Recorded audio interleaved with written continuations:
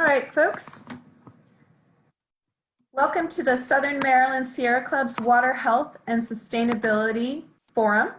My name is Bonnie Kellenberger. I am on the Southern Maryland Sierra Club Executive Committee, and I am also the chapter delegate. So I represent the group at the chapter level.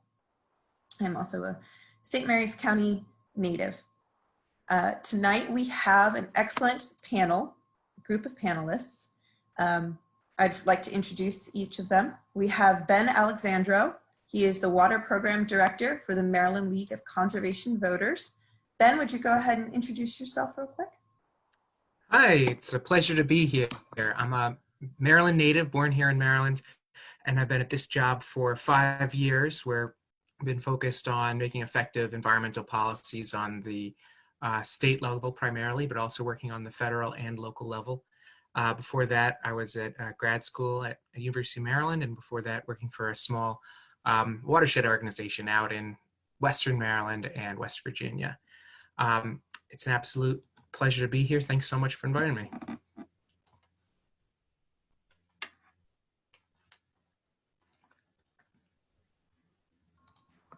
My apologies, I just got muted.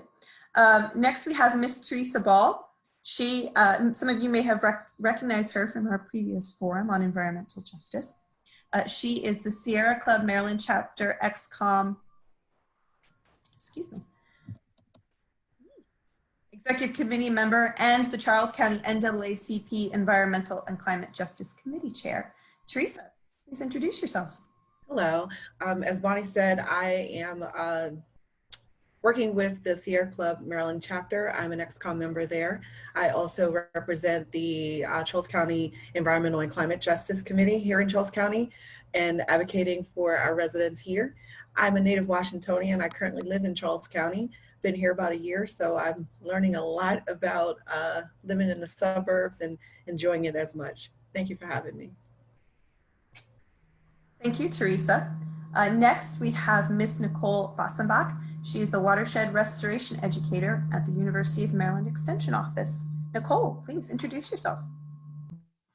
Hi, everyone. Looking forward to joining you this evening. I've been in Maryland for about 5 years now. I work in St. Mary's and Calvert County, as Bonnie said, as the Watershed Restoration Educator, and I'm very excited about some programming that we have coming up.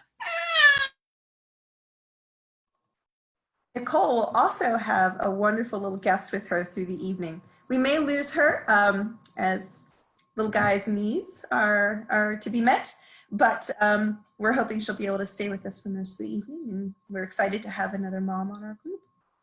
Okay, thank you, Nicole. Next, we have Miss Elizabeth Lawton. She is our council member for the town of North Beach, Maryland. Elizabeth, please introduce yourself.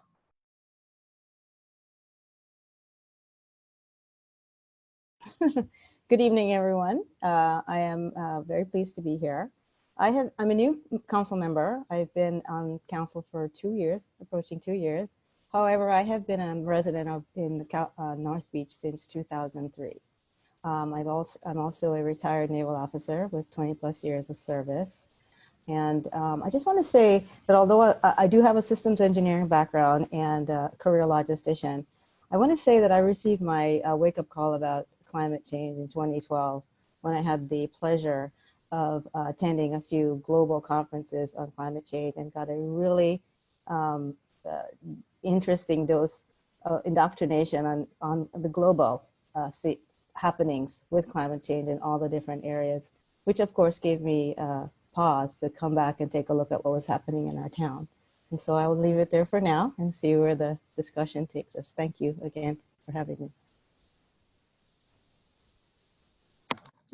Thank you so much, Elizabeth, for joining us. And last, but certainly not least, we have Mr. Fred Tutman. He is the River Keeper and CEO of Patuxent River Keepers. So, of course, I'm Fred Tutman. I'm born and raised as a Marylander, named after another Marylander named Frederick Douglass. I've been the River Keeper on the Patuxent for about 17 years. Before that, I was an activist on the watershed, and I wrote and produced radio and television programs, mostly overseas, mostly for British and Canadian and other international clients. My interim career was that of a law student, and I still teach occasionally at local colleges as well as I've been on the faculty, graduate studies faculty of Goddard College in Vermont for the past year and a half as well. I'm the one guy in the watershed with an 800 number where people can call me in 7 counties and drop their water quality problems on my plate, which gives me a lens that's very particular, I think. I spent formative years growing up in East and West Africa, and I only mention that because people always ask me if I'm a Marylander, how come I don't have a Maryland accent? But I will say that the work overseas gave me a lens also for disparity, injustice, and environmental sloth.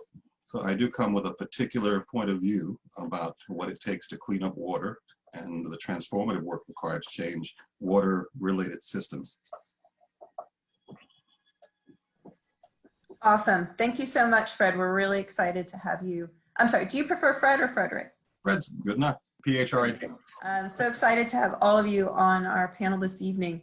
Real quick, we have a chat question in the Zoom Q&A asking what city and county do you live in? So please take the opportunity, folks, to let us know where you're dialing in from.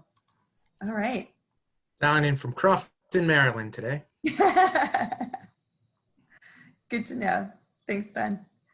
All right, so let's get this rolling. So first question off the start. What do we mean when we talk about the health of our waters? Anybody want to take that right off the bat, or should I assign somebody to start?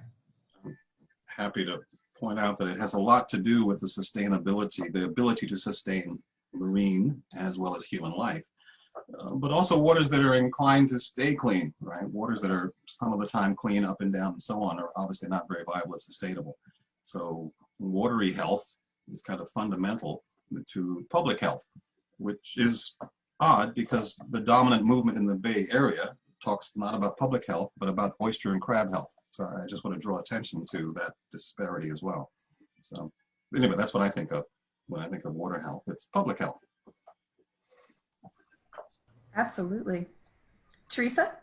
I think that's a critical point that Mr. Tubman pointed out, that we're talking about public health when we're talking about water health, because we live in a coastal area. So we eat, as Marylanders, we eat a lot of food. Our food resources come from our waters. And if our waters are polluted or contaminated with things that aren't good for our health, we're consuming those things at alarming rates. So public health is at stake when we're talking about water health. So I appreciate you pointing that out, Mr. Tubman.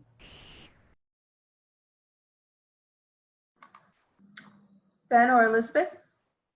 Anything they'd like to throw in there? I think Fred covered it pretty well. There's also different levels that a lot of the experts talk about when it's like whether the water is fishable, meaning like it's safe to fish in it. Is it swimmable? Would you feel comfortable having your kids swim around in that water? Is it boatable even? Some waters are so degraded you wouldn't even want to put in a canoe. So it's important that we can make all of our waters not only fishable, swimmable, and boatable, but also livable for all of us for generations to come and the ecosystems that surround them.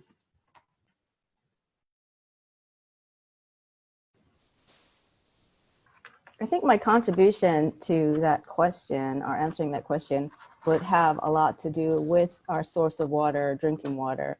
And I do know, while I'm not nearly an expert on it, I do know that in our town, we go to great lengths to ensure that the water that we provide our residents is clean and is within the quality standards necessary for distribution, for consumption. So that would be my contribution.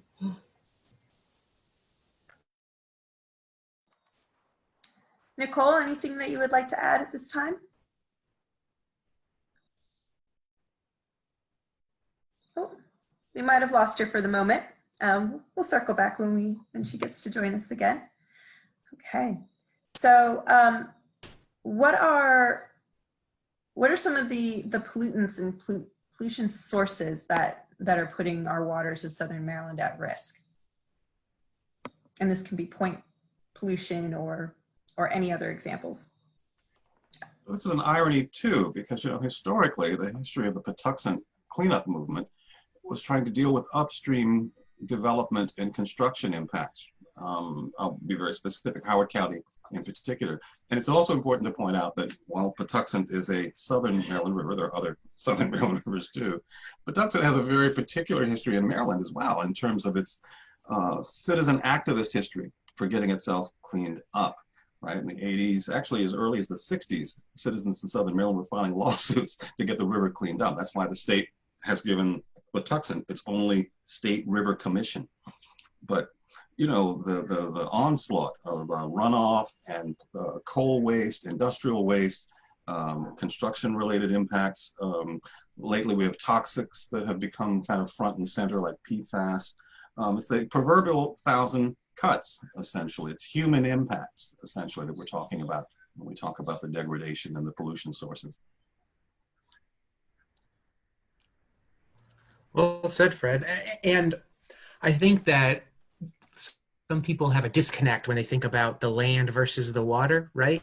When you think about how is the land being used and what runoff and, you know, anything that you put on the land will eventually get into the water. You know, if you think about what's like a forest is kind of the gold standard for water quality. If you have a forest or, you know, trees in forested areas around the stream and river, that can do a whole lot to clean it up. But we're seeing more and more, particularly now recently in Southern Maryland, more and more development pressure. And can you develop in a way that's, you know, equitable, and can you develop in a way that's better for the water nearby, or are you going to just kind of sprawl out with, you know, as many parking lots or industrial facilities or whatnot as possible? Before I was working at the watershed organization, I was actually the head of environmental compliance at a number of transportation facilities and trying to keep all the, you know, used oil and, you know, lead wheel weights and all that kind of stuff cleaned up, because what most people don't realize is when it goes into one of those nearby drains, it doesn't go to a wastewater treatment plant. It just kicks out to the nearest stream when you see those drains. And that's why a lot of folks have those stencils on them, like warning discharges to, you know, discharges to Bay or discharges to Patuxent, etc. Because most folks don't realize that those storm drains actually go right out into your nearby stream. So this also means that it's so important that we get involved in how we have our land use, like how we develop our areas. A lot of that's decided on the county level, and there's a lot of policies going on in Southern Maryland right now that can really make or break us when it comes to local water health and quality. I just want to add to what Ben said a little bit. I know we touched a little bit on the commercial community, business communities, and how they're impacting the quality of water. But on a personal level, on choices that we make every day, some people think something minor like changing or from plastic straws to biodegradable straws, you know, what is the big deal about that? Or, you know, pesticides that we're using, why should we move to natural pesticides versus, you know, really chemically induced, intensive induced pesticides? But those things do end up in the water. It runs off, it runs into the bay. And in our case with the straws, it really creates a massive problem in our drainage system.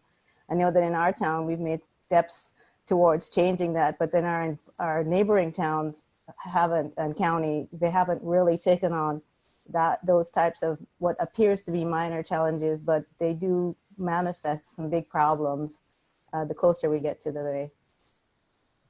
I think that's a good point, Liz, about how an awareness of the things that we do every day can have a larger impact, and understanding that, you know, dilution of pollution is not the solution. So things that we pour down our drains and, as Ben said, storm drains and things that aren't getting treated, and they may seem like small, you might not think it matters, but it does add up. And I think that's important to be aware of, kind of things that we do every day that can have an impact on our waterways. I may be jumping ahead a bit, but as we talk about sources of pollution for our water, Mr. Tubman brought up a very notable issue that has made national headlines, actually international headlines. We were talking about the sources of chemical contamination, such as PFAS and PFOA. That is a major source of contamination that has begun to resonate in political news as well as environmental and conservation news. And when we talk about water, where that's coming from in many cities throughout the United States and even internationally, that chemical has contaminated many waterways and sources of food consumption for folks who are eating fish and things out of the ecosystems that are in the waters. So these things are coming from military bases and other industrialized areas where there are places where people are manufacturing products and goods that use PFAS or PFOA chemicals. There are other sources, of course, of consumption for this and these things affecting human health, but a major source really internationally the headlines have shown that military bases, and the reason for that is firefighting foam. So the foam that they're using to put out fires when they're testing munitions and other types of explosives here in the United States as well as abroad. So that's another major issue that we're seeing in headlines right now. But can I point out, though, forgive me, Go ahead, Fred. only that the expectations that people have in the general public for clean water tend to be fairly low and uneven, right? It's kind of odd that de facto clean water ought to be the norm, right? And yet people generally are very unclear whether the water is clean, drinkable, fishable, or not, which is a very scary phenomenon, right? Because it's kind of like they're chasing this white rabbit or something in, Alice in Wonderland. Is the clean water over here? Is it over there? It should be everywhere. Should be the norm. The norm is actually very questionable. People chase it like the stock market. Oh, it's good this year. Next year, who knows? Maybe it'll rain. Maybe we'll have a drought. So I just want to understand that the culture surrounding clean water has actually affected how people think about clean water because they don't know what to expect, and expectations tend to be fairly uneven and low, just as an aside. That's why I like forums like this, Mr. Tutman, because I think it gives our attendees or people who are attending these kinds of things or who will see this conversation later, it gives them a source of information. And I think that I don't want to use ignorance as a word of disrespect, but even including myself, just being ignorant to what these things actually mean. Clean is relative. That's a relative word. Clean is not really clean. Clean is acceptable uses or acceptable consumption levels, or what is acceptable to human health over extended periods of time, typically 20 years. So what that means for us as a community, we're all learning that, and that's actually unfolding in the news. And every year, year over year, as legislation evolves and the headlines evolve, we talk about what's acceptable and what's not. And sometimes those things will change. And then there are arguments and great debates about acceptable levels of contamination and whether any contamination would be acceptable for certain types of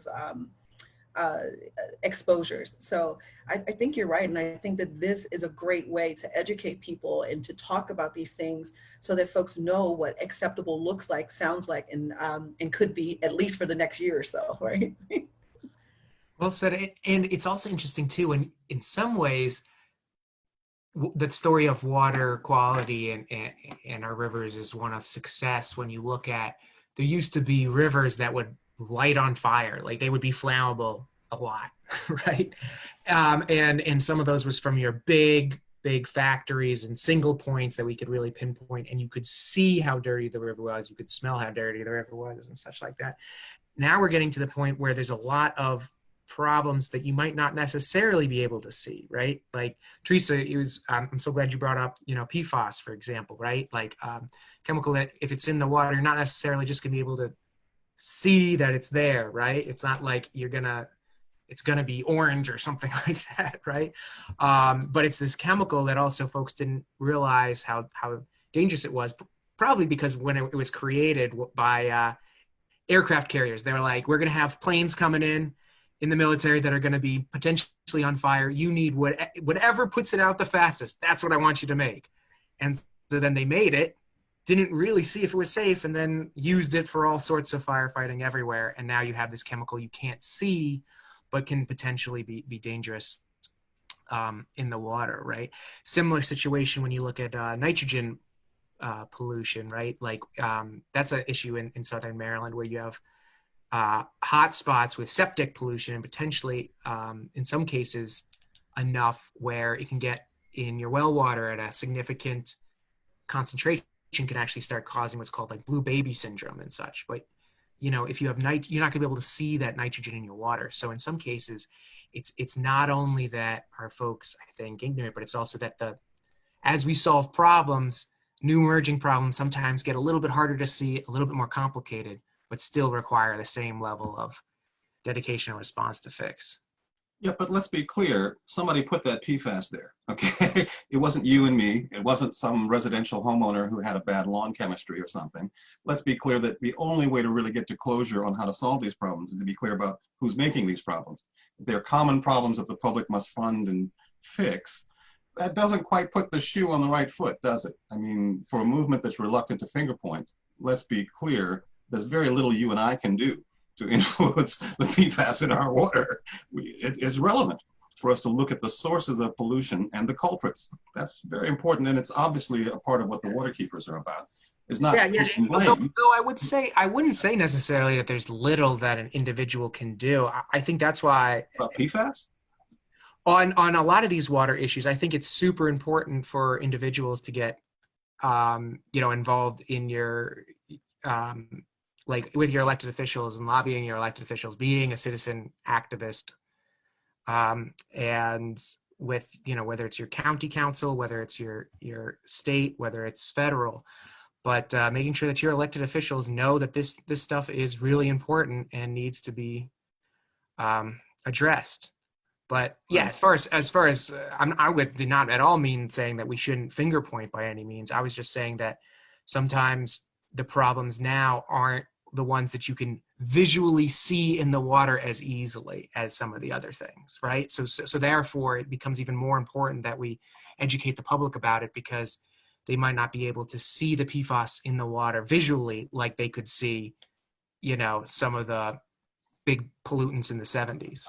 Yeah, no, I get that. I'm just simply pointing out that you and I and us talking to one another about this problem is very different than talking to the polluters about these issues. Oh, yeah. I'm saying that's the least of what typically happens, right? Is that we encourage people to talk to one another and educate the general public and work on recycling and all this stuff. Those are not proportional solutions to problems like PCBs and PFAS by any stretch of the imagination. There must be much more fundamental work. And that's what I meant earlier when I said transformative. We've got to change the game. We can talk to each other ad nauseum forever. Generations will be still talking about PFAS unless we start talking about the solutions, which isn't talking to each other. It's actually taking direct action against the sources of these pollution problems. We're seeing more of that, though, Mr. Tutman. We're seeing a lot more of that coming out of our legislative bodies all over the country, as a matter of fact, especially when we're talking about PFAS and PFOA. Even internationally, I've been reading a lot of articles about this chemical contaminant. I mean, other things, of course, agricultural runoff, all of these other sources of water contamination. And it looks and appears to me like our legislative bodies it's becoming more resonant with them, how we can manage these issues, and that environmental issues really are facts of life, right? They speak to our economics, our public health, and a number of other things that how we function, how we live our lives. So I think that there are a lot of things that are going to be maybe over the next 10 to 15 years that we're going to see regulatory bodies wanting to discuss more at the legislative and policy level. Something like PFAS, I was just looking this up the other day, and these chemicals have been around since the 1940s. And the evolution of these chemicals, it's about 4,700 of them, of these types of chemicals that have been created by chemical manufacturers, major chemical manufacturers.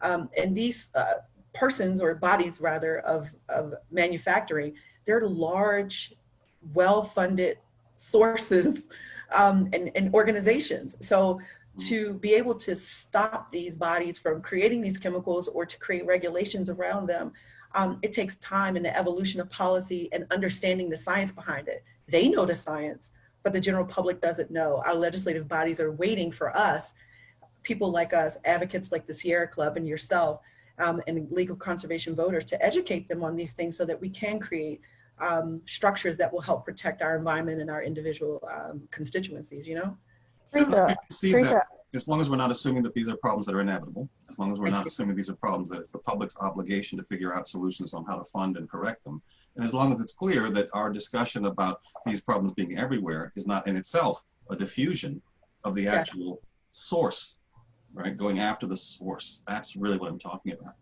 But, So I just really would like to appreciate Teresa's input right now, this conversation where you're taking this conversation. I believe that we shouldn't really approach this as some sort of witch hunt, okay? Like, okay, who are the people who are really creating this problem? Because as Teresa pointed out, there is an evolution. There's an evolution in the science, there's an evolution, and then there's awareness, and there's public awareness. And it just appears that right now in this time, that is all converging.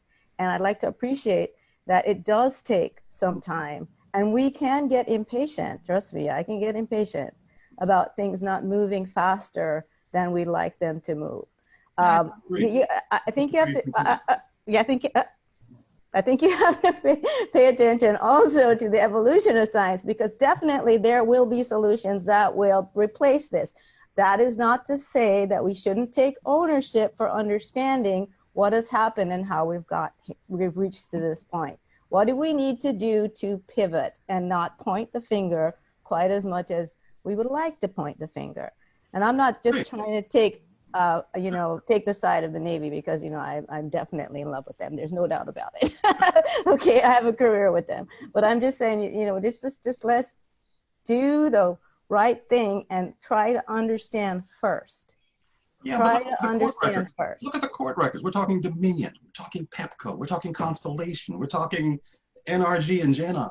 We're not talking about some nebulous, like it's everywhere and it's everyone. These are very specific sources that are going to judge by the courts. Not disagreeing. Okay. But this particular chemical is in everything now. It's in household products. It's everywhere. So to just go after, just to go after the military because they, were typically they will, in the past, I don't want to go into the history of it, they will acknowledge a particular technology and they'll find use for it and they'll use it. And I'm speaking very general. So yes, I understand that we all have the same concerns, and it's great that we can come together. And I think I'd even dovetail in and jump a little bit on the whole diversity issue. And that's the whole point of it, right? The whole point of it is that we all come from different points of view, different experiences, and that we can come to the table and we can work together and not necessarily attack each other all the time. And honestly, I'll jump on the other side and there are people who would get defensive too. So how do we make sure that we're all listening to each other? Because I know it gets too emotional sometimes. But anyway, I did want to just appreciate what Teresa said, and so it didn't really get lost too much,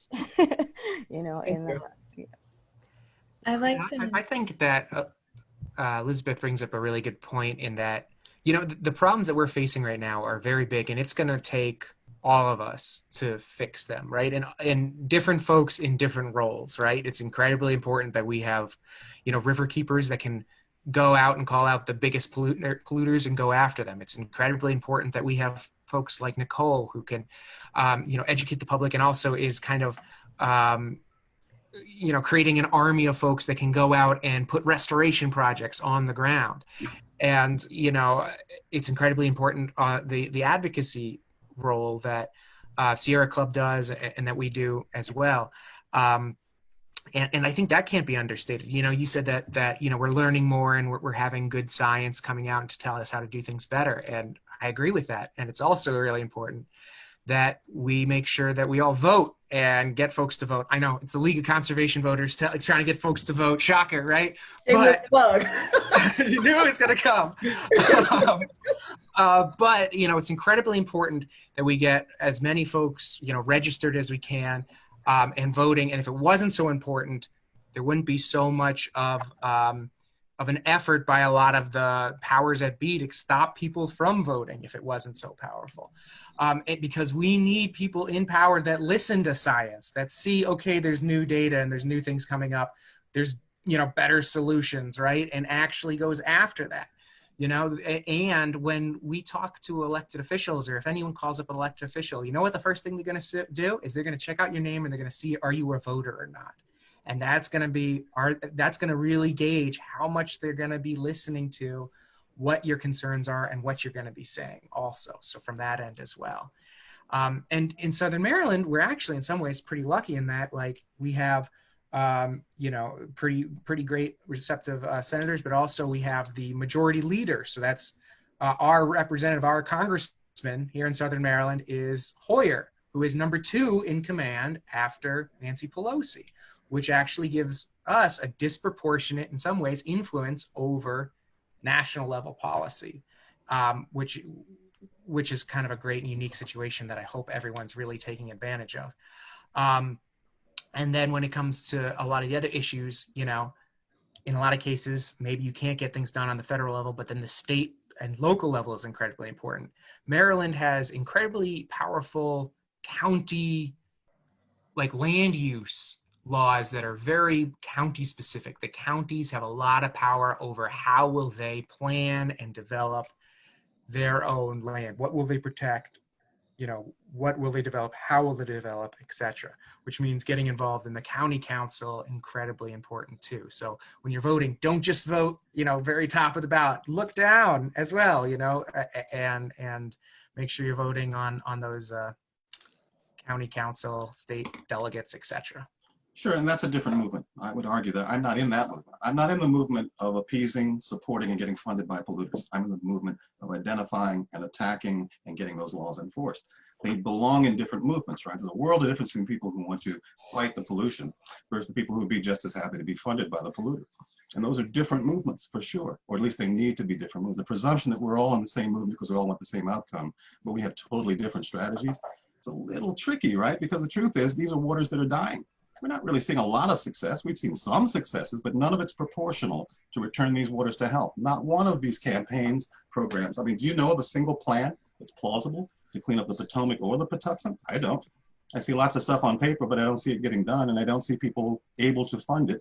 And I also see the diffusion of the responsibility for the problem so that it becomes a public debt problem, as opposed to reparations, make goods, right? That's a very different assertion. Those are different philosophies about how to pursue the solution to water quality problems. Just an observation. I'm not attacking that other movement. I just want to make clear to anybody who's listening, I'm not in that movement.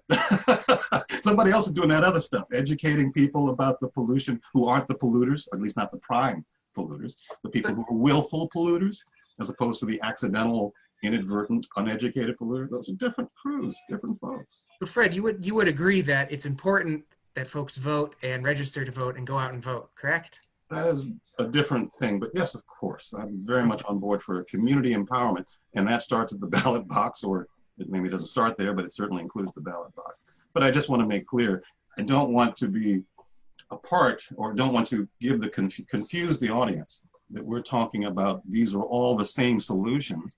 I have seen no evidence that the stuff you're talking about is a solution at all, because I haven't seen the Patuxent water quality get better in 30 years. Have you?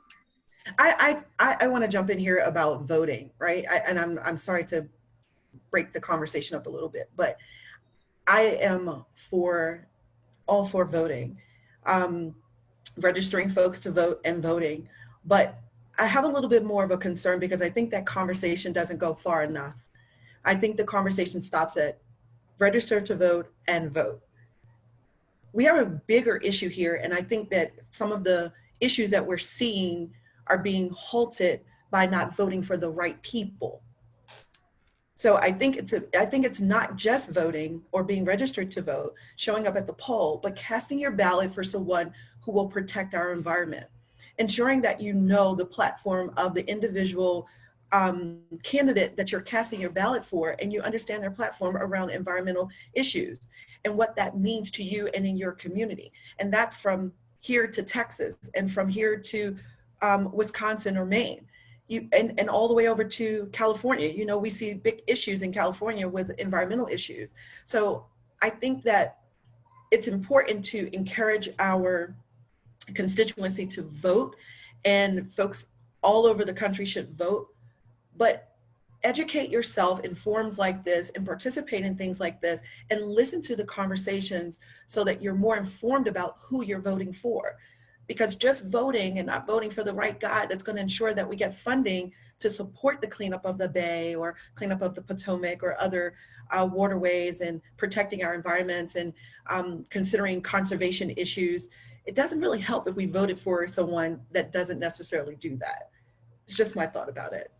No, that's very well said. And sometimes I think maybe the reason that you see folks just doing that and stopping there is actually because Maryland has the strictest ethics laws in the nation when it comes to what 501c3s can and can't say and do. So I see a lot of folks that are on the chats that are from nonprofits. So if you're from a 501c3, like you're from a nonprofit, then you can't tell people as your nonprofit to go out and vote for a particular candidate. You can tell them to go out to vote and how important it is with environmental things and such. Now, if you're 501c4, which is a lobbying organization like Maryland LCD is, we can endorse candidates. We can tell them who to go vote for. But even without that endorsement, then I think it's important for folks to understand what these issues are. And absolutely. Their vote counts, you know, even if I'm not necessarily endorsing a specific candidate as a representative of the Sierra Club or having worked as a chair for the NAACP. Sierra Club has a 504c side and so does the NAACP. But I think it's still really important that folks really take it a step further and really understand who you're voting for and what those policies mean for your communities and things that you're really concerned about when it comes to our water. It's a really critical thing, especially because we're right here on the Bay. It's what we do. It's how we live our life. We eat from this. This is a food source. I've spent, I don't know, every single summer in front of somebody's table with loads of crabs and oysters and shrimp. And these things are local. So it's really important that we know that the persons that we're voting for are going to protect our oyster population, our crab population, which means protecting our bays and our rivers. They protect it with laws, not with direct action. One without the other is obviously pretty pointless and ineffectual. Absolutely. But that said, I can't imagine that we have created enough political mass in this state that would effectuate the cleanup of a Chesapeake Bay when we haven't really dealt again with those underlying causes. We're just going to try and clean it up after somebody messed it up. It requires transformative change. We have to change the way we make money, change the way we recreate, change the way we do a lot of things. But most importantly, it requires corporate change. That's what I'm trying to argue, is that we left those guys out. We keep talking about the stuff we can do. The truth is we can also hold their feet to the fire. We can do that too. That helps, right? So, oh yeah, Nicole, please.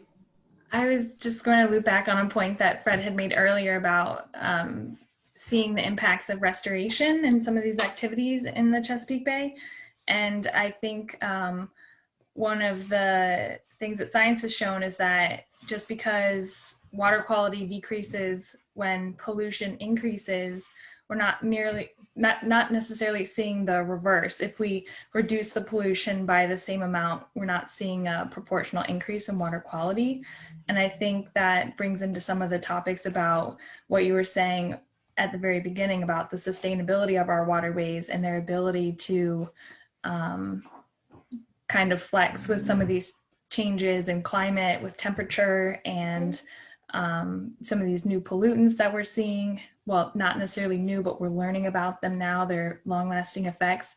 And so I think it's important to also note that there has been a lot of work done and a lot of science and a lot of progress made, but that the system itself might not necessarily respond as quickly or in the way that we expect it to, just due to the fact that it's a huge, complex environmental system. And then there are these new pressures with sea level rise and climate change and things like that. So I think it's important to also just note that there's a lot of good work being done as well.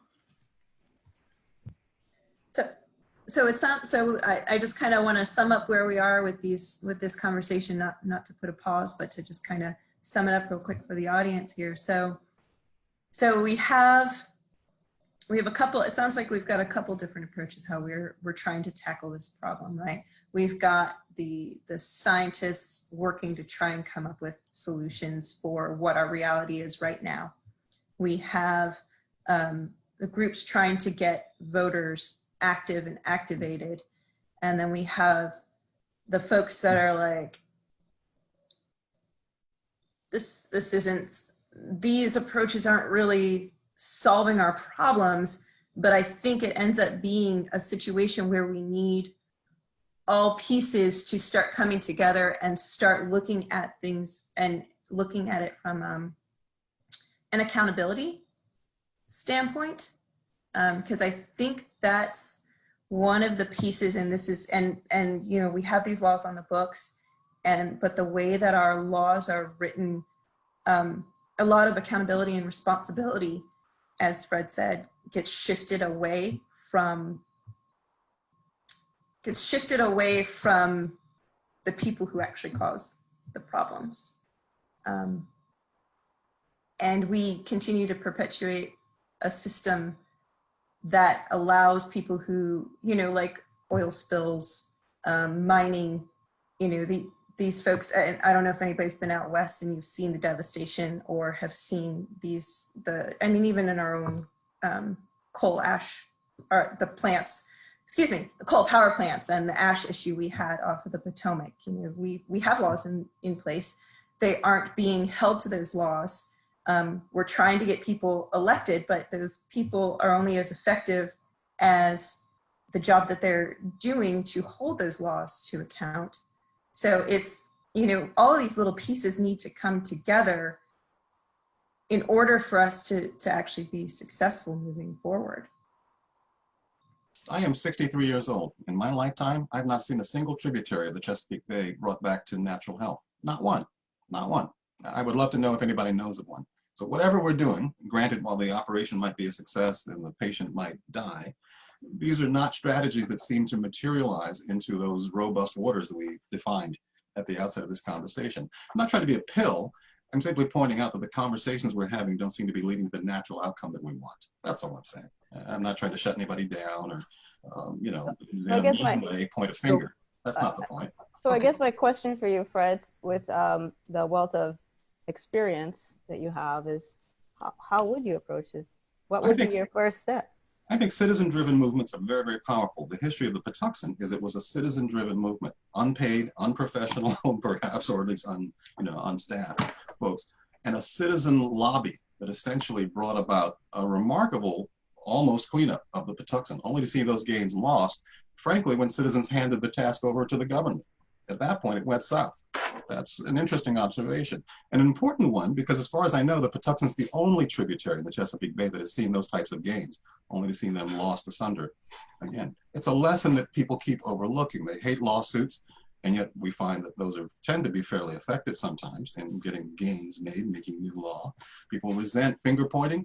The truth is, corporate funded movements don't have the same toolbox. I'm not saying they're bad movements. They just are usually after different things. They want to appease and create peace, that's true. But we're talking about public health here, for goodness sakes. You can't compromise. If I handed you a glass of water half dirty and said, it's sort of clean, help yourself. We're talking a gold standard here. You don't get points for also running, for being almost clean. It's one or the other. That's all I'm saying. So we have to get very absolute. Our scalpel, our logic has to be very, very succinct when it comes to judging a success or a failure. You don't almost succeed in this realm. Is this a financial conversation or really an education conversation? Is it about educating our legislators? Is it about educating the general population? Or is this really about money? Because I think we teeter on that conversation a little bit when we really talk about advocacy and we talk about even like citizen-based movements and lobbying. I'm sorry to cut you off, Ben, I didn't mean to do that. But we never talk about resources, right? And the reason why most folks default to corporate or nonprofit kind of based movements that let less grassroots organized movements, because there's more funding resources. So, and oftentimes when you have more money, you can push the pendulum just a little bit more and like kick the can a little bit further down the road. So could this be a resource issue? Could this be a conversation about, do we have enough money to really advocate for this issue, to really make the difference for those corporate polluters that you're talking about, or the people who we should really be pointing the finger at? Is this really based in a conversation, a lawsuit, And lawsuits also require money, right? That we have to pay for somebody to stand in that courtroom and justify our argument. Is this about money? No, actually, I'm suspicious of money-driven movements because they quickly get defunded, frankly. Passion-driven movements, spine-driven movements actually tend, historically, if you look at the records, tend to be much more effective. Yes, it takes money, but money without spine means we work on all the wrong stuff. Frankly, we fund taking kids out on the river. We fund all kinds of stuff that's really useful and really important, rain barrels, rain gardens, and all that stuff, also really important, really useful, but not a direct or proportional solution to the problems we face. Certainly not a solution to toxics by any stretch of the imagination. So it limits the conversation the moment we start talking about capitalism being a solution to something that was caused by some capitalism. Well, I think I heard you say earlier that these community-based, citizen-driven movements are very effective until they get into the hands of the legislators, and so that's where the policy is. And so I'm assuming, listening from what you're saying, that the problem is with the policymakers and the legislators. So how, from your experience, can we utilize the citizen-driven movements to help change the policy? Because obviously the breakdown is right there. That's where we have to line to get the. Granted, it might sound idealistic, but what I've devoted 17 years of my life to is creating as much citizen activism, independent of corporate funding, independent of some upper level oversight, because I genuinely trust the good judgment of people who live in these various counties of the Patuxent River to fight for what's right, if they're not being blown up by these corporate funded programs that divert their attention to the free giveaways and the fun stuff and all the stuff that we know from history hasn't particularly been that effective, as much as people feel really good about it, as much as these are really useful and good things to be doing. But again, it's proportionality. Right? The solution to PFAS, I assure you, is not passing new laws, at least for the existing problem. It might be for the future problem. The existing problem is a big deal, and legislation is not going to fix that. Not a bit. What will fix it, Mr. Tubman? I don't know, but I also know that the folks that we've elected don't seem to be working that hard to find that solution. That's the problem, right? We haven't made enough noise, or they don't seem to have the toolbox. I've heard people argue that there needs to be funding for labs to do the work.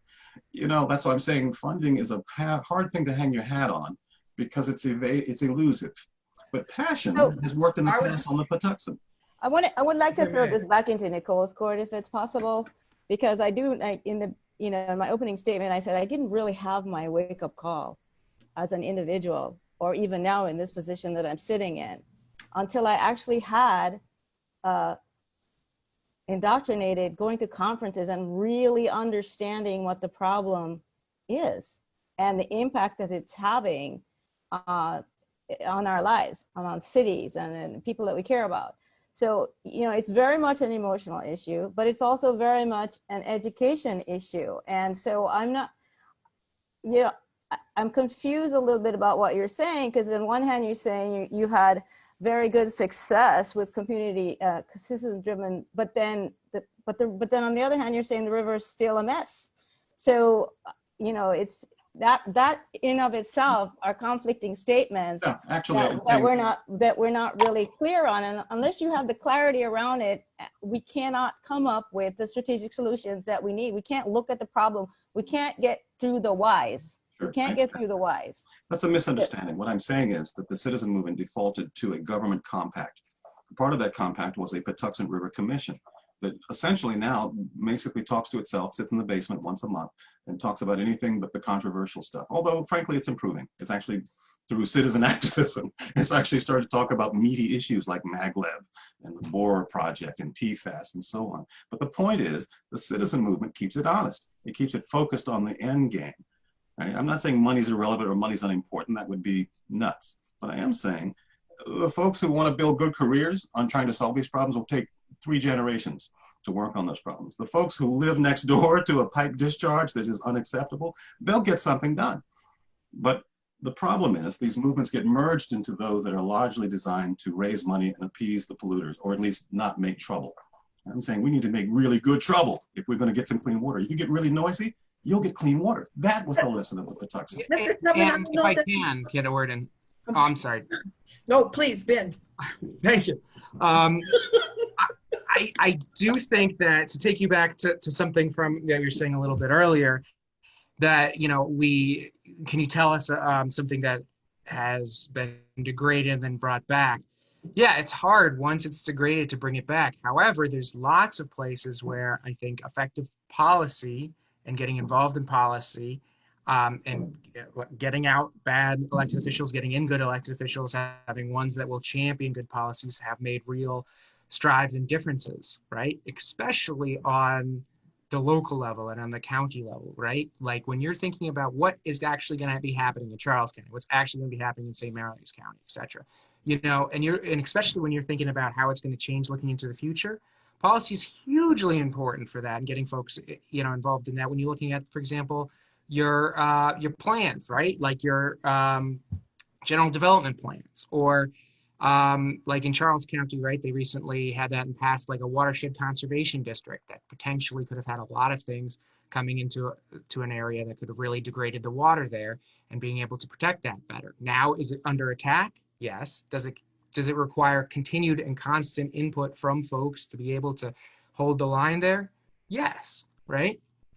And there's a lot of different mechanisms that you can look at to do that. But I definitely think that just because it's a hard battle, and that it's hard to get things back once they're gone, yes, but getting involved in politics, especially at the local level, can be hugely impactful. And I really hope that folks do that, and we have had some significant wins from some real environmental champions, in the state. Is it always easy and smooth sailing? Not necessarily. No. Like, for example, you can look at the chlorpyrifos, right? Like this bad pesticide, but through the many champions, it got banned outright in the state. Now the governor did veto it. So now it's going to go back, and now, legislature, one of the first things that the legislature is going to try to do is override that veto. But, an all-out ban of that, right? Same thing with hydraulic fracking, which I know is a much bigger issue out in Western Maryland, which it hasn't come out here, right? But through a lot of effective, lobbying and working with elected officials and elected official champions, we got a ban on hydraulic fracturing in Maryland. There are some significant wins and significant reasons to get involved in this. Is it hard work? Yes. Do we lose more than we win? Probably yes. But don't throw the baby out with the bathwater. I was just gonna pop over to Nicole, and then she steps away. Ah. All right, yay, there's Nicole. Oh, you're still on mute. Uh-oh. All right, can we all make an agreement when Nicole is able to come back? She's got the floor. Does that work, folks? All right, good. Oh my goodness, so this has been quite an awesome discussion, and I really appreciate it. So I kind of want to back up to some of my questions, and I think we've been touching on most of the questions that we had. Let me see if there's anything from the audience I'd like to throw out there. Let's see.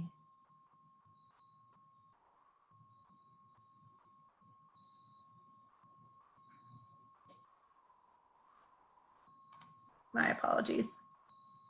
So one of the things that I would like, I'd like to kind of circle around to is, Elizabeth, what are some of the, because I know you're in an interesting position being an elected official. You were on the town council for North Beach. So what are some of the things that you are working on specifically in your town to address your multiple challenges, right? Because you and we spoke about this, where you have not only the climate change issues that you're dealing with, but also development and how that's impacting your community. So thank you. I appreciate that time to talk about this. I actually really like to boast about my town because we're doing really amazing things there. And if anybody's watching, they're probably like, oh my God, we can't believe she said that. Because most of the times I come across us driving like, we gotta do this and we're not doing this right and blah, blah, blah, blah, blah. But in truth, we are doing amazing things in North Beach. And I want to say that the way I want to characterize what's happened, and me stepping outside of it and looking in before I was a council member, is that we've come through a change that I would first characterize as an awakening, an awareness. We realized that we had a lot of flooding problems. We had to get very realistic about what this meant for our community. And we have to really get realistic about, well, what are some of the solutions that are out there that we can actually take advantage of? What grants are available, who can we partner with, and what can we do? And of course, we have been able to do some of the things that Fred already alluded to, the green roofs, we've done solar panels, we've done an electric charging station, and we've done those types of things, but I'm not sure that as a community, we really get the bigger picture of where that all fits and why it's important to have all those things. But to our credit, and I want to tell you all the things that we've done since from 2014 to 2017. We've upgraded systems, infrastructure was a big deal. We've had to work on it. The former mayor was very progressive in the way he viewed this and the things that we were able to accomplish.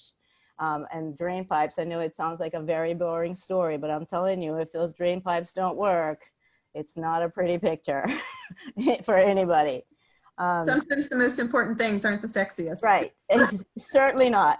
But then we made a shift.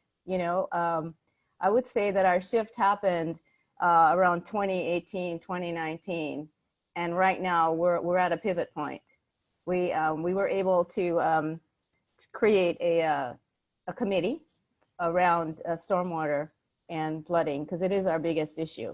It's affecting everything, not just on the waterfront, but with our residents on the latter part of the town. It's affecting our economic development. It affects everything. And so with this stormwater committee, we're really starting to take a look at, what are some of these critical areas? So the bigger picture of the town, and not necessarily what visitors see and just the waterfront. So it's a whole town view. In 2020, this year, we're embarking on putting a comprehensive plan together so that we can prioritize, what needs to get done and what resources we need to have and what resources we need to go after. The other really good news I want to say about our town is I've watched and listened and seen that key members of our staff on the town have really come around to understand this issue. Again, this whole awakening to, oh my, it's really happening. All this erosion that's happening on the coastline, needing to put in different solutions in order to stop draining, these types of things. So our public works department, our code enforcement, and then in 2019, we actually created a position and hired a community conservationist. And so with this person, she's really bringing some very innovative ideas that may be innovative, not innovative to you, but innovative to us in terms of, using more native plants and how, because I don't believe there's a one size fit all solutions for every situation. So she's really bringing some really good thought to it. And also, but honestly, I think one of the key people on our team is our marketing person. Especially during this COVID season, I've really seen some incredible work coming out of her, just changing the shift and really creating educational pamphlets and things going out to our community to again, let them be aware of what their impact is on our community and to all of us. The town council itself and the mayor, yes, they're working very diligently to make sure that we have the right partnerships with the county, with our neighboring town, and with also, different state offices. So I think as a small town, we're less than a square mile. So as I like to remind people, yes, it's a global issue and we do have to act locally and want to make sure that those local solutions are also impacting the larger picture in a very positive way. So, hey, thank you for giving me a chance to brag about my town. Awesome. Thank you, Elizabeth. So I wanted to circle to Ben real quick and kind of get an idea of what are some of the initiatives that you guys are trying to push forward this weird pre-legislative session we've got going on. On the state level, you're asking about? Yeah, let's talk at the state level. If there is something specific to Southern Maryland, by all means, please lead. Sure. Yeah. Thanks so much. And you're right. It is weird. For the first time since the Civil War, the legislative session just ended early this year, which made a whole bunch of things kind of die on the floor, I suppose I would say. So what exactly next legislative session is going to look like is still very much up in the air, and no one really knows yet. There's talk that there will be limits to how many bills individual elected officials can sponsor, which may limit the amount of environmental bills we may be able to get through, unfortunately. There's also still questions about how exactly the public will be able to engage, right? Now, at first they were trying to do all remote, but luckily they figured out that that was unconstitutional, actually, for the state constitution. So they have to have like an in-person session and such.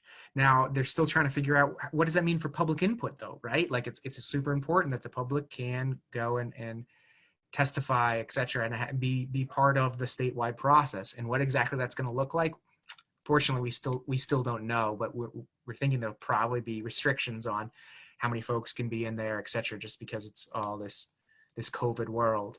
As far as what things are coming out, that's still very much like folks are still trying to read the tea leaves and see who's sponsoring what and such.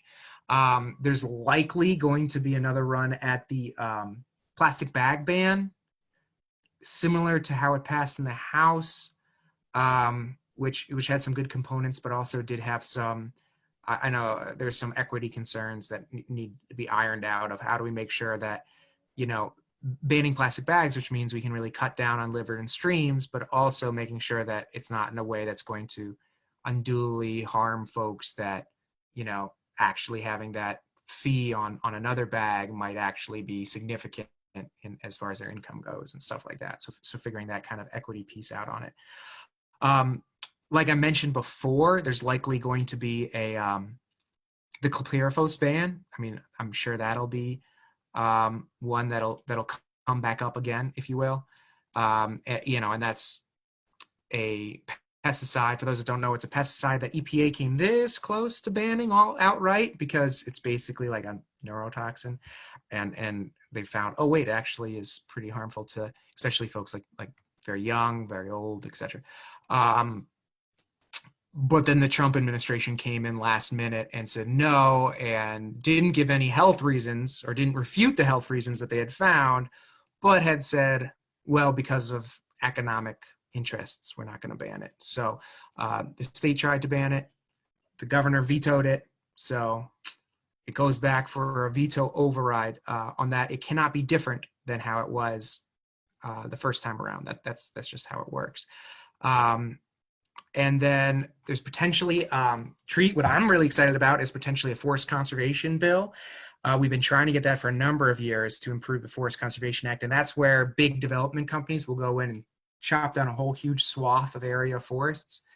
And when it was passed in the early 90s, it was an innovative bill, but it's got a lot of weird loopholes and things that create some perverse incentives where you can get, like, for example, credit for if you protect some forests, but if there was no forests at all, you'd have to plant a bunch of forests. So then a developer will go to a big piece of forest, chop up a bunch of it, say, oh, I protected the other part, so now I don't have to plant anything, as opposed to if they went to redevelop someplace, they would have to plant some trees. And it's good. We don't want people living in an environment without trees, but you're also creating this perverse incentive where they're not redeveloping in areas where they should be investing in existing communities. They're going out into the boonies, they're chopping down existing forests that are really important because they're the natural filters to water quality, and not having to replant anything really. So we're hoping to see if we can get something there to improve that, maybe get some sort of net loss protecting forests if we can. And also there's a lot of interest in doing a big tree planting bill, kind of like how you might see a bunch of countries doing, like, plant 1 million trees every year. Some countries are doing that. So a lot of legislators are interested in potentially Maryland planting 1 million trees every year. That gets a little more complicated when you think about what's the baseline, etc. Transit funding is going to probably be a huge piece. And then there'll probably be something big on climate, and finally environmental justice, and likely something on cumulative impacts, where you think about each little polluter might be under their level of what they can pollute. But if you have 10 facilities right next to each other and they're all polluting, and they're all, polluting under their legal limit, you add all those up, and that can create some significant health impacts to the local populations. So there's a lot of interest in some bills like that. As far as all the details and everything like that, it's not even October yet, so we still got some time. Everything's still kind of getting worked out, and we'll see what the sausage machine pumps out as far as sausage goes. Does that help? All right, Ben, thank you so much for filling us in on a lot of the different challenges that we have. Definitely economics play an interesting and challenging role in how we are approaching these issues. So Fred, would you fill us in on what you have going on with the Patuxent Riverkeeper, what your initiatives are, and what you've got going on? So we have a brand new water monitoring online program going up hopefully within the next couple of weeks. We've been working on it for over 1.5 years with software programmers that will allow you to check water quality anywhere in the Patuxent watershed, but also look at 50 years, because it turns out Patuxent has a pretty long history of keeping good records of water quality. So you can also contrast and compare water quality for up to 50 years going backwards. We have a lot of casework all over the 7 counties. We're doing a lot of work right now in Lothian, which seems to be a heavy spot. Lothian is in Anne Arundel County, for those of you in Southern Maryland. Lots of facilities that don't have permits, should have permits, aren't following those permits, are discharging and not filing state reports. 22 facilities, all with various issues and problems.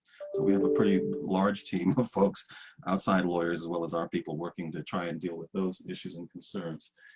Excuse me, 8:30. And yeah, sorry, it's my other half. Go ahead and have dinner. And what else have we got? We have casework that we're working on in Brandywine, Maryland, as well as, again, we respond to issues and complaints brought to us by citizens throughout the watershed. We're doing heavy work on the Patuxent at Eagle Harbor, the smallest municipality in Maryland. We have a stream restoration project ongoing, severe flooding within the town. We're the technical advisors on the project and help get it launched in the first place. I don't know if I could list every and each and everything. We're integral to the Patuxent Water Trail. We run a waterfront visitors center. We have our hands full. Like after 17 years, the work gets bigger, and it's largely run by the citizens who actually support the work. Right, those are the folks who answer the phones and will do the case work and go out into the field and test the water and do all that stuff. Savage, Maryland, we also have project work ongoing. So I would say advocacy is our prime focus. We're interested in going after the direct causes of the pollution. We're interested in building movements that regenerate and are sustainable, movements that cannot be defunded, right? Because they're not fueled by either corporate or foundation money usually being the corporate tax front for corporate money. We're eager and anxious to work for and support and mentor as much direct activism by citizens in the watershed to help them understand not just about the ecology, but how to file Freedom of Information Act requests and how to find a good lawyer and how to engage even without lawyers. I mean, I'm a trained mediator as well. We don't reflexively sue everyone that comes along. We couldn't, that's not an efficient approach. I didn't mean to give that impression earlier. We're not garrulous or combative or pugnacious, but we believe in not wasting our time on problems that will still be here 10 years from now if we just keep throwing more education at them.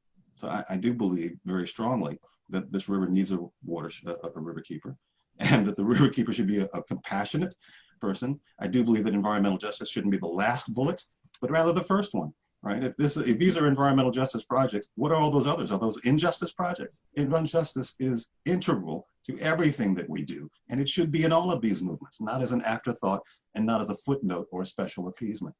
I think we're very interested in bringing more people of color and more diversity into the movement, but not on the basis of diversity. I'm insulted when someone looks at my 17 years of river keeping and 30 years of activism and says, oh, look, the diversity just got here. That's not what we're about. That's a short change of the potential of movements that are fully inclusive. So I think we do a lot of, actually the Taking Nature Black Conference, for example, for those of you who've heard of that, is one of the projects that we're currently working on. We've done two of these seminars and workshops, and these are environmental conferences and symposia that are staffed, themed, and designed by people of color, Native Americans, Spanish speakers, and people from many different walks. Those are more complete movements, in my view, and movements likely to have a different toolbox because they work directly on local problems, not just broad policy stuff where we kind of throw a message in a bottle and hope that someone will enforce these laws. We actually go and kick the tires and make sure they're actually being enforced. So that's kind of the, the 360-degree generalized look at what we do. You can get on our listserv pretty easily, and we do keep people posted on the stuff we do, but only members get our newsletters, largely because there are lots of folks who don't really want to help us, but love to know what we're working on. And we decided to, give our loyalty to the members who really do boost, support staff, and otherwise, assist this work in continuing. And it's important to me, as a guy getting older faster, no faster than the rest of you, I suppose, but still nonetheless, that there be another river keeper someday on this river. So we're actively trying to find some way to create a succession plan because we think we've done a lot of useful work. We have won many lawsuits. We have made a difference. We have changed state policy. So these citizens movements can actually make a difference. And it's important to make a living too, but making a difference is just as important. Absolutely. Thank you, Fred. And so for the members of the audience, just a quick heads up, we're at the last slide I'll share at the end of this will have our list of how you can contact everybody, but we have also put it in our chat. So you can find the websites for every single one of our folks that have a website to go to in our chat. And you can find ways to join them and help take care of our waterways. So so we've got a little bit more time. Teresa, is there anything that you would like to share here towards the end? Sure. I just wanted to jump in and say, before we go, I am at heart, and I will always be an advocate. And I am a lifelong learner. So I'll always be an advocate for education and advocacy. And I believe that any movement, such as something as vast as the environmental justice movement or environmental conservation movement as we know it, requires a great deal of education before we can even advocate. So I think that at the heart of these conversations really is about educating people on what these issues are and what they mean, and what the impending impacts are. I think environmental advocacy work has been historically seen as something white people do, not people of color. It's not a BIPOC kind of advocacy. It's not sexy. We're not talking about criminal justice issues, but in a way we are. And making those connections and educating folks on how those things connect, how the degradation of our environment, our waterways, our air, our skies, how these things are impacting disproportionately people of color is important. And I think that's a part of the educational process. It's difficult for us to advocate, or persons like me, or organizations like the the League of Conservation Voters or Sierra Club, to share information with our elected officials on what they need to do about this without really giving them framework and giving them context. So I think as we go along in this process, the information evolves. It becomes more well-known, and you see more familiar faces or less familiar faces included in this conversation, like people like me who are new to the environmental conversation, and gentlemen like you, Fred, who've been around for many years and can have these conversations in depth. I think that we're on our way. I think that the glass is half full. It's always half full to me. And as long as we have science and the evolution of science, there'll always be differences in how people advocate for these things and what it really means. But I think for us as citizens, advocacy really is about educating ourselves first, and then educating our constituency, our respective constituency, and then educating and having those constituents join this conversation and educate our legislators so that policies, practices can follow, right? And legislation and laws. You can't sue anyone if there's no law or any basis for suing them, right? So I think that all of these things are intricately woven into this conversation of how we get to the point of cleaning up our waterways and protecting them in an ongoing way. I also wanted to say that in Charles County, like, we're doing a number of things. And I believe again, that the cup is always half full, that our elected officials are committed to protecting our environment and our waterways and things here in Charles County. One of the things that we're seeing right now that's happening is that there's a great deal of conversation going on about zoning, adequate public facilities. There's conversation about development. There's conversation about protecting our natural areas, our forest areas, our waterways.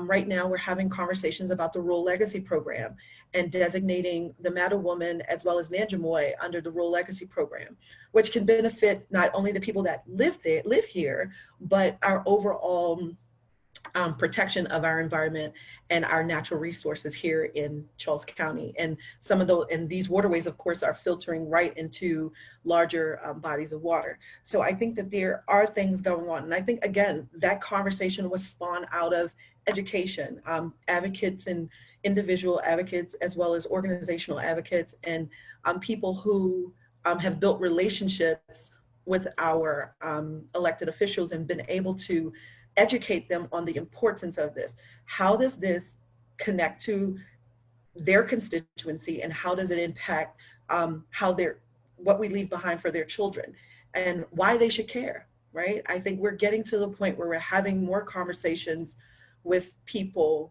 especially people of color. Why should you care about the environment? Why? What does this really mean for you? And what does it mean to us?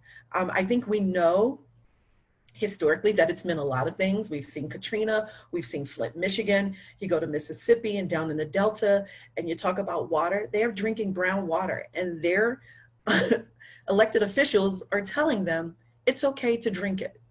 This is what they're drinking every day. And they don't have choices because of their waterways are polluted with trees and all kinds of things that have gotten into their filtration systems and aquifers and all kinds of things. So I think, again, this is about education and then advocacy. Another thing that the Sierra Club is doing and will be coming up soon in the fall, we're probably on the cusp of it, is doing some tree planting here in Charles County. So there are about 40 trees that we're going to plant here in Charles County through the Sierra Club of Maryland.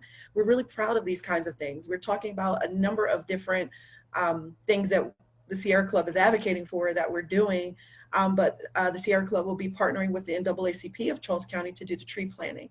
So we'd be looking for volunteers, anybody who's willing to come out and help us plant trees in about 3 parks here in the county. That's coming, that's on the horizon. So there are things happening. And I think that some of these things, again, it feels like we're moving slow, and our environment is rapidly degrading. But I think that if we really stop and take a look at some of these things, I think we're really moving fast. We are in the process of talking about PFAS contamination in the state of Maryland. I've had a conversation with the Assistant Secretary for MDE. MDE is starting a pilot program, which they've actually included St. Mary's County in it. And they will be working on testing waters and things like that. So these things are happening. They're not very well educated about this contaminant overall. So educating themselves about what the contaminant is, where they can find these things. They're working on that. They're developing a plan, and they're piloting a plan right now. I've been begging to have Charles County included in that pilot project. Hasn't quite happened, but I feel like it's on the horizon, and I'm going to keep pushing as a part of the Sierra Club and as well as a part of the Charles County NAACP as the Environmental Justice Chair. So I am eternally hopeful. Maybe that's who I am, I don't know, but I believe in what an advocate can do. And Mr. Tupman, Ben, Elizabeth, as well as Nicole, and all of the people who are even on this call tonight, this is the start of a bigger conversation, and this is exactly where advocacy starts. And I think I'm just proud to be in the room and having this conversation. Thanks for having me. Thank you so much, Teresa. Well said. Yeah, this is this is just a small slice of, I mean, the different topics we could have gone. I mean, we barely even touched on global warming, much less, you know, any of the other elephants in the room. So I really appreciate the time that all of you took this evening and the great conversation that we just had. There's so much more to do, but so much has been accomplished. So thank you all for the efforts. Can I just encourage your listeners, your viewers, our Absolutely. community that we formed here tonight, to look at the breadth of what we've talked about and what we're working on and what's going on, and ask yourself, if we're doing all of this stuff for the next 10 years, do you have the expectation that these waters will be clean?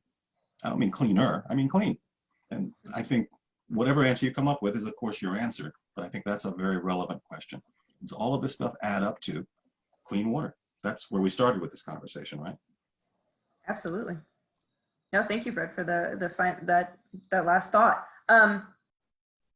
Yes, before you go, we would like for folks to provide a one word in the chat box that described tonight's forum for you, and you can expand upon that as well. Let us know what your thoughts are. We have time for one last thought go around, so let's start with Elizabeth. One last thought for the end of the evening. Just gratitude. I really do consider myself an advocate. I also grew up in a family where we love to debate. So at any one point in time, I might jump on the side of an issue, whether I believe in it or not, just to stir up, you know, I know people think it's trouble, but it's actually conversation. And so I'm happy to be a part of this. And I'm happy to have met some of the panelists here. And undoubtedly, I will be following up because I will need some coaching. Thank you. All right, Fred? We've got plenty of scientists, we got plenty of educators, and we have plenty of folks who want to plant trees, all of which is really important work. What we don't have plenty of is people willing to roll up their sleeves and struggle, because frankly, no one's going to hand clean water to you. These are civil rights grade struggles. You have to fight authority to clean these waters up, I guarantee you, because no one's just going to do it because you passed a law or taught a course. And I think that's really, really important for people to get. Citizens have to get engaged. Like I said, the more noise you make, the squeaky wheel will get you cleaner water every day. And that's important for people to really get. And they don't hear that message a lot because corporate funding actually, I think, blurs the vision of some of these movements that do really useful and good work, but none of it tends to be proportional. It hasn't been for the last, like I said, 40, 50 years. We haven't seen incredible progress. Little progress here and there, but again, not durable stuff. Thank you, Fred. Ben? Get involved is the biggest thing, right? Reach out to your elected officials, get involved in these things, and yeah, really make a noise. And it's about passing good laws. It's about enforcing good laws. It's about being an active civic and member of society and getting engaged. I put in the chat the voting dates and the dates for registration, and vote. Go vote as well, and get involved with our org so that you can get more linked into making some real changes for water in Southern Maryland. Thank you very much, Ben. Nicole, any chance we've got you? Oh, I was so hoping. Okay, Teresa, last thought for the evening. Whether or not we have clean water in the next 10 years or 20 years, I hope that conversations like this will encourage folks to take up this cause long after we're gone. The people that are on this phone. The Sierra Club has been around for like almost 130 years, and so has the NAACP and some of these other tenured organizations. We've been fighting these fights for a long time. I think it kind of speaks to what Mr. Tupman said, that we live in a capitalistic society. Some of these issues will be just facts of life. These are the things that we will continue to fight. But I believe if we continue to fight the good fight of faith, I have faith that we will make progress in these things. And if we don't, we'll just raise up another group of people that won't stop fighting this. So with that said, thank you. Thank you very much, Teresa. I do want to welcome a member of our audience this evening. I apologize. I had meant to say hello to him and welcome him at the beginning of this evening. It would be Mr. Jalon Moni, or excuse me, yes, Moni. I just met him last night. He is the new aide for Senator Van Hollen, and we are very happy to have him in the audience this evening. So thank you, Jalon, for being here this evening. And thank all of you. It's been wonderful to have this panel this evening. We will probably be doing another one next month. We're trying to keep that habit of once a month. So thank you all very much and have a great evening.